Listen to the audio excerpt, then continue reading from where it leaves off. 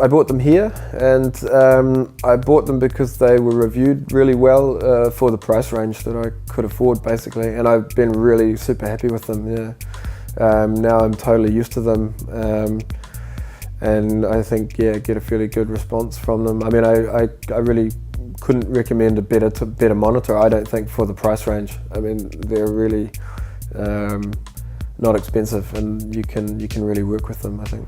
Yeah.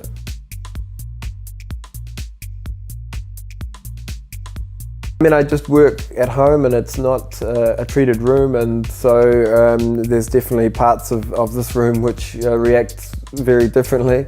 But since I know that, I kind of stand up and walk around and put my head in different corners of the room, and in some parts of this room it feels like you do have a sub, you know, like in those really bass-heavy parts of the room. But sitting right in front of the monitors, only like a metre away, then they're fairly directional, and so I don't know. I find working with a sub, because I'm not really used to it, I find it overwhelms my listening a bit. And I use headphones as well to check mixes, and then because I play quite regularly, I can take things to clubs and play them there, and hear there also where they might be lacking, or where there's too much of a certain frequency on a club system. So yeah, I mean, it would be nice to have a sub in a proper room, definitely, you know. But I don't know, it's just working with the budget, basically.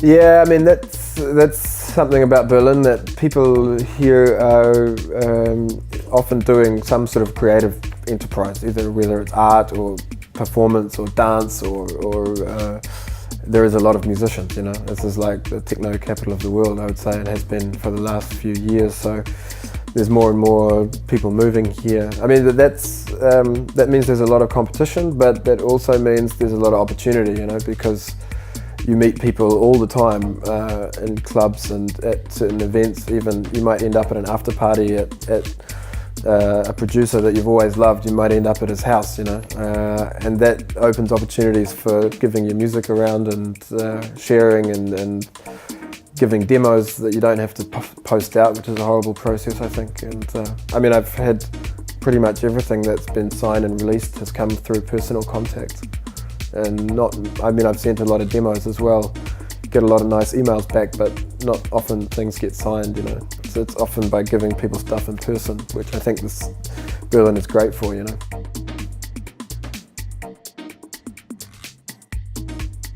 I mean, I think it's nice if you want to have a crack at producing, that you can do that without a professional studio. I think that's definitely positive. But yeah, I mean, there's a lot of, I think more the accessibility of digital labels is bringing quality down more than simply that you can get a setup to make music. I think the great benefit of vinyl, apart from that it's a nice thing to have and play with as a DJ, is that it takes commitment, and it takes sort of dedication from a label to release a record. It takes money from their part to invest in it, so then they're very careful about the quality level of what they're releasing. Whereas I think with digital, that same quality control doesn't really exist. You know, you can start a digital label. It seems like it's not too easy to get it, not so difficult to get it onto several download websites, have it distributed even to other download sites. And I mean, a lot of the records that are coming out digitally are not properly mastered, or haven't got that investment behind them. And in terms of sound quality and maybe creative quality, they're not up with what was 5 years ago, because simply people don't have to invest in the product as much. You know, there's not as much risk. And I mean, labels, yeah, they really are careful about what they release on vinyl, and I don't think that's the case with digital always. You know, so for me, that's where if there's been a lack of quality, it's come from that. But I mean, that also means that sometimes you get absolute gems coming out digitally, which wouldn't maybe have found their way out in the old days. So yeah.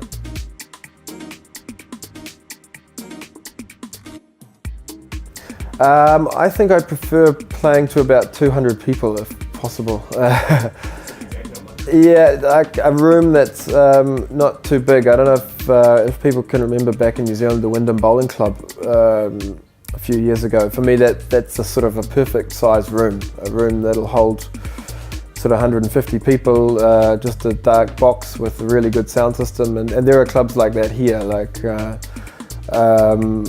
I've been lucky enough to play at some of the best places here in Berlin, in Watergate and Panorama Bar. And for me, I love playing at Watergate. It's a room that holds again around 200-300 people upstairs, and then downstairs maybe 150.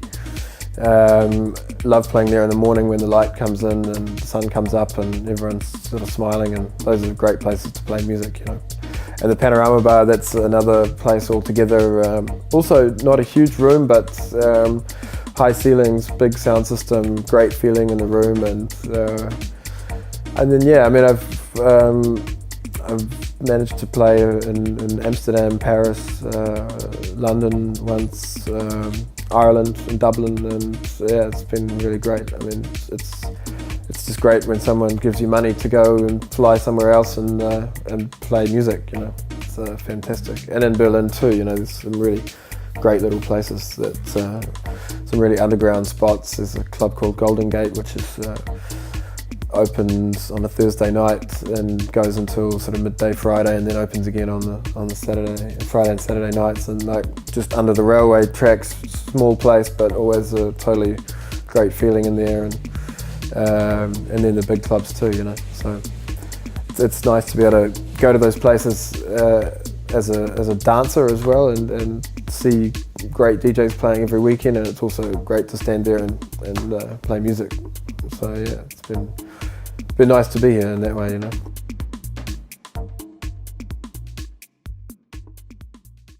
That's something that people forget, you know, when they start sometimes DJing and producing, they sort of forget to go out and have fun. But I think that doesn't happen in Berlin. That's something that's different here than back in New Zealand for sure. All the guys who are not playing that particular weekend are still out, you know, either because all their friends are the ones who are playing in the clubs, or they just love it and have loved it for years, you know. And they don't just go out when they're DJing. They go out to support their friends and also just to have fun. And that's why the scene is very sort of self-sustaining and supportive. You know, people still go out for the fun of it, you know, and it is a lot of fun. So, you know, it's great to be a part of it, you know. Yeah. Either on the DJ side or the punter side, you know. But that's all totally mixed up here, which is something I find great, you know.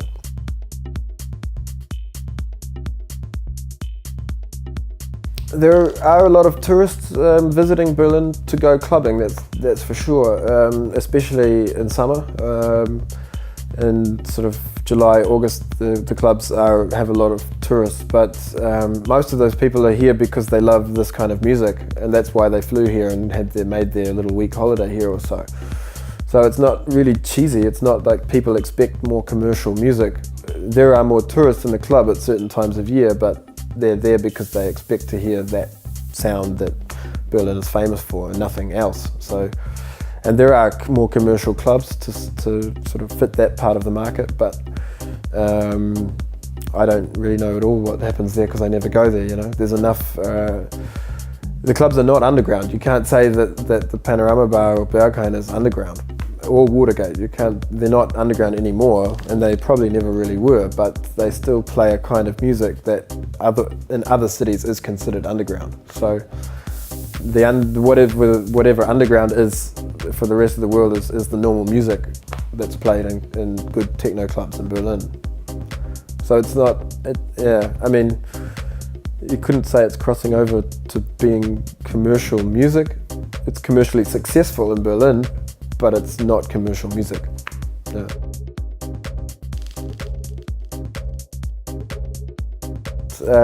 Firstly, minimal kind of has died out a bit in terms of that really sort of clicky, dry, minimal sound. It's just not really played anymore here in Berlin, and things have gone deeper, things have got more housey, And then there's that sort of Dutch sound, the 100% pure sort of sound, which has really become prevalent too. Super clubby, tracky, groove-based. I mean, some really great tracks have come out of that trend as well. So there's sort of conflicting trends. Those are sort of bigger, slightly tougher, clubby sound tracks, and then now there's this also trend towards deeper house again.